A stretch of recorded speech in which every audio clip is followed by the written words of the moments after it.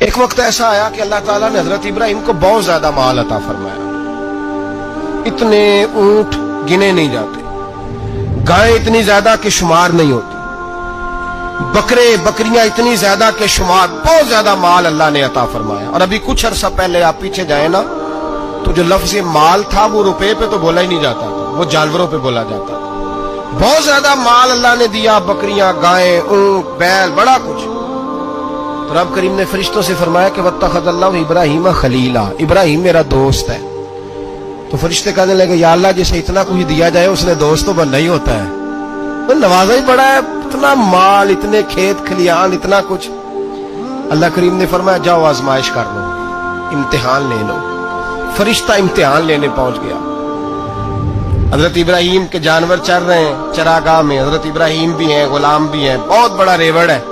آپ تشریف فرمائے. ایک فرشتہ آیا تو کھیت میں چھپ کے بیٹھ گیا اور بلند آواز سے کہنے لگے سبحان اللہ والحمدللہ ولا الہ الا اللہ واللہ اکبر.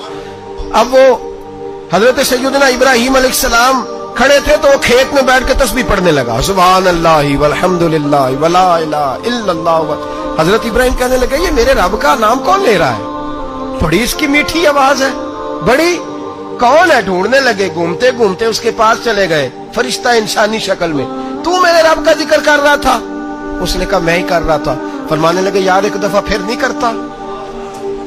تو کہنے لگا ابراہیم پہلے تو میں اپنی مرضی سے کر رہا تھا، تو کہتا ہے تو پیسے لگیں گے، پیسے ہے تو کر دیتا ہوں. حضرت ابراہیم کہنے لگے بول تو کیا لے گا، میرے اللہ کا ذکر سنانے کا کیا لے گا؟ کہنے لگا جتنی بکریاں آپ چرا رہے ہیں ساری دے دے تو میں اللہ کا ذکر سنا دیتا ہوں. آپ نے فرمایا بس جا تیری ساری ہوئی، میرے رب کا ذکر سنا. اور پھر شروع ہو گیا سبحان اللہ الحمدللہ ولا الہ الا اللہ واللہ اکبر.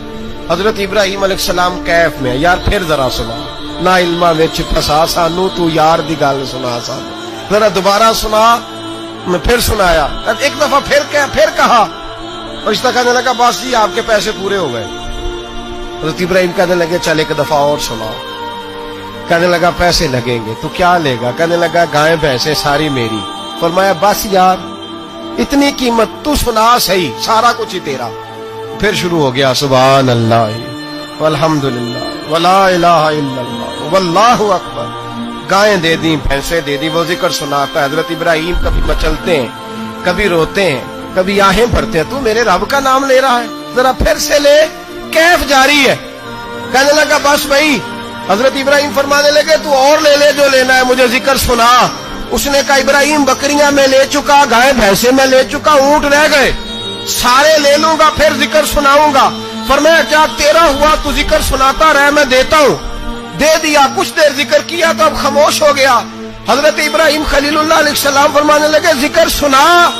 کہنے لگا ابراہیم اب تیرے پاس دینے کو کیا ہے، ہر چیز تو میں لے چکا. آپ فرمانے لگے یہ گائے بھینسیں بکریاں چرانے کے لیے تجھے کوئی نوکر ملازم بھی تو چاہیے نا.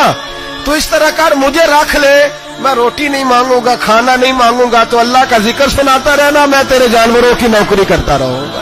حضرت ابراہیم علیہ السلام نے جب یہ کہا نا فرشتے کی آنکھوں میں آنسو آ گئے. نبی پاک صلی اللہ علیہ وسلم نے 4 رکعتوں والی نماز پڑھائی تو 2 رکعتوں پہ سلام پھیر دیا. صحابہ خاموش ہیں سارے، چپ، ہم نہیں بولتے. ایک صحابی تھے، ان کا نام تھا حضرت ذوالیدین رضی اللہ تعالیٰ. ان کے ہاتھ ذرا لمبے تھے. تو ایک دن حضور نے فرمایا یا ذوالیدین، اور لمبے ہاتھوں والے. کوئی پوچھتا آپ کا نام کیا ہے تو کہتے نام وہی ہے جو نبی پاک نے رکھ دیا.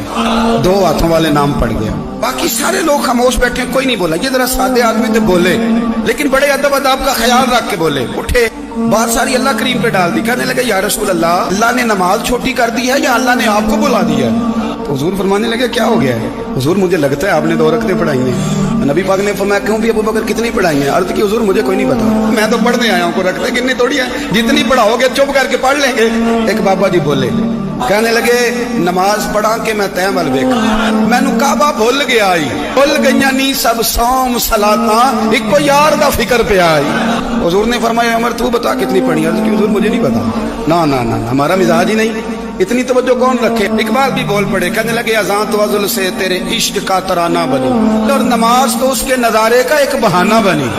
उस्मान तुम अर्ज की हुजूर मुझे क्या बताओ, हमारे तो अल्लाह ताला खैर करे शागिर्द में बड़े मशवरे दे देते हैं, मुरीद आजकल बड़े सियाने मिलते हैं, वो पीरों को कई दफा बड़ी बड़ी जबरदस्त स्टोरियां सुना जाते हैं। हुज्जतुल विदा का खुतबा था, खुतबा हुज्जतुल विदा नबी पाक दे रहे थे। 9 ज़िलहज को होता है खुतबा, जुमे का दिन था, ज़िलहज का महीना था, कुर्बान जाऊं सहाबा की गुलामी। हुजूर ने पूछा आज तारीख क्या है, अर्ज की हुजूर नहीं पता। फरमाया दिन क्या है, हुजूर नहीं पता। फरमाया जगह कौन सी, अर्ज की हुजूर नहीं पता।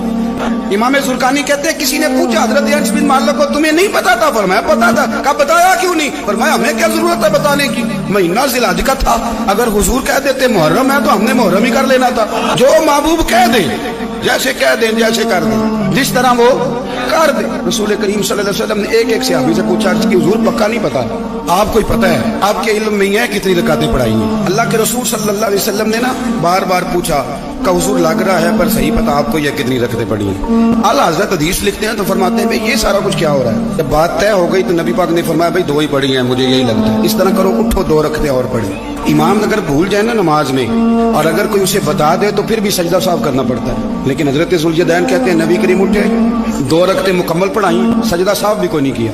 फरमाया मांगो दुआ, हो गई है नमाज, कोई सजदा साफ नहीं।